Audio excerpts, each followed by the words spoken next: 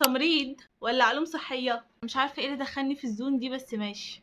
كلية التمريض مناسبة لو بتحب التعامل المباشر مع المرضى، مستعد تشتغل شيفتات صبح وليل، تستحمل ضغط الشغل، هدفك تلاقي فرصة شغل أسرع. وتخصصاتها عناية مركزة، عمليات، أطفال، طوارئ، أورام. فرصة شغلها قوية جدا جوه وبره مصر، لكن للأسف عيوبها إن شغلها مرهق جدا جسديا ونفسيا. التعامل مع الحالات الحرجة والطوارئ محتاج ثبات انفعالي وثبات نفسي، كمان ان الشغل فيها بنظام المناوبات. انما بقى كلية علوم صحية مناسبة لو بتحب الاجهزة والتحاليل والتقنيات الطبية، ومش حابب تتعامل مع مرضى بشكل مباشر. ضغطها في الشغل اقل من تمريض، تخصصاتها اشعة، تركيبات اسنان، اختبارات طبية واجهزة طبية. عيبها ان فرصة شغلها بتختلف على حسب التخصص، يعني خريج تمريض بيتعب جدا في الشغل بس على الأقل بيلاقي. خريج علوم ممكن يكون شغله أريح، لكن فرصة الشغل بتختلف على حسب التخصص. فأنت تسأل نفسك، هل بحب أتعامل مع مرضى كل يوم؟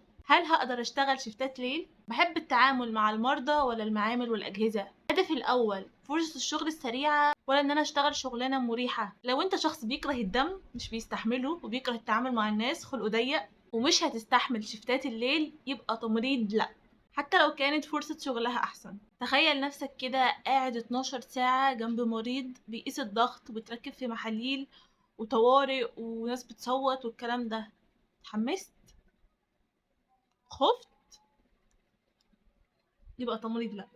لأن أسوأ قرار ممكن تاخده إنك تختار كلية شغلها مضمون بس مش قادر تكمل فيها يوم واحد بس.